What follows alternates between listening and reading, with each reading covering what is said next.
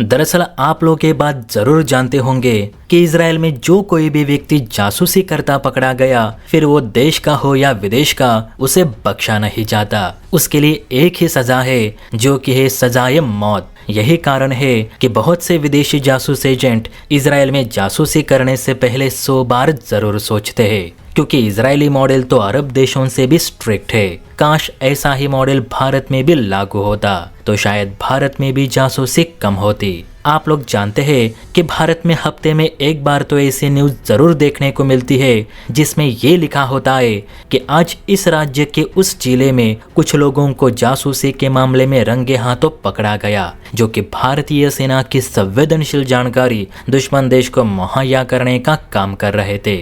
लेकिन दुख की बात तो यह है कि इन लोगों पे अभी तक तो ऐसी कोई स्ट्रिक्ट एक्शन नहीं ली जाती जो कि इजराइल लेता है, जिसे देख भारतीय सेना काफी नाराज है। अब नाराज क्यों है, इसके पीछे की वजह भी जान लीजिए। तो जानकारी के अनुसार भारतीय सेना की एक टीम ने श्रीनगर से 2 चाइनीज लोगों को गिरफ्तार किया है, जिनकी पहचान यूजिया और यांगलुंग के तौर पर की गई है।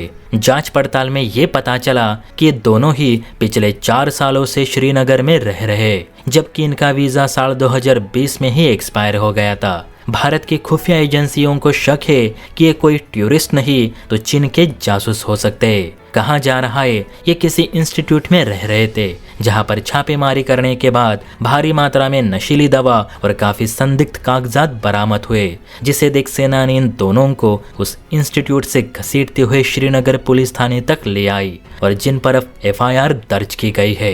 गौर करने वाली बात तो ये है कि ये दोनों चीनी बीते 4 साल से श्रीनगर में रह रहे हैं, भारतीय सेना की गतिविधियों को जांच रहे थे। हो सकता है कि इन्होंने भारी मात्रा में जानकारी चीन को पहुंचाई भी होगी, फिर भी किसी ने सेना को सूचित नहीं किया। जब इंटेलिजेंस की नजर इन पर पड़ी तब जाकर ये सेना के हाथ लगे। ना जाने इन 4 सालों में इन चीनियों ने क्या क्या जानकारी PLA को भेज दी होगी। भारतीय सेना का स्पष्ट कहना है कि इन लोगों को चीन डिपोर्ट करने के बजाय इन्हें सीधे जेल में डालकर इन पर स्ट्रिक्ट एक्शन लेने की जरूरत है, ताकि फिर कोई भारत आकर जासूसी करने के बारे में सोच भी ना सके। होता क्या है कि जब भी कोई विदेशी व्यक्ति भारत में आकर जासूसी करता पकड़ा जाता है तो उसकी थोड़ी बहुत जांच पड़ताल की जाती है, थोड़ी इन्वेस्टिगेशन होती है, और एक बार इन्वेस्टिगेशन पूरी हो गई तो इन लोगों को फिर उनके देश वापस डिपोर्ट किया जाता है, जो कि एकदम गलत बात है, क्योंकि यही लोग फिर आकर भारत में जासूसी करते हैं। और चीन के मामले में ऐसा कई बार हुआ है कि चाइनीज लोग बार बार आकर भारत में जासूसी करते हैं और उन पर कोई भी स्ट्रिक्ट एक्शन नहीं ली जाती, और इसी का नतीजा है कि भारत में जासूसी काफी बढ़ चुकी है। तो ऐसे में आप बताइए दोस्तों, इन पकड़े गए चीनियों का क्या किया जाए? नीचे कमेंट करके अपनी राय जरूर दे, और हाँ, वीडियो अच्छी लगी हो तो चैनल को लाइक एंड सब्सक्राइब भी जरूर करें। जय हिंद।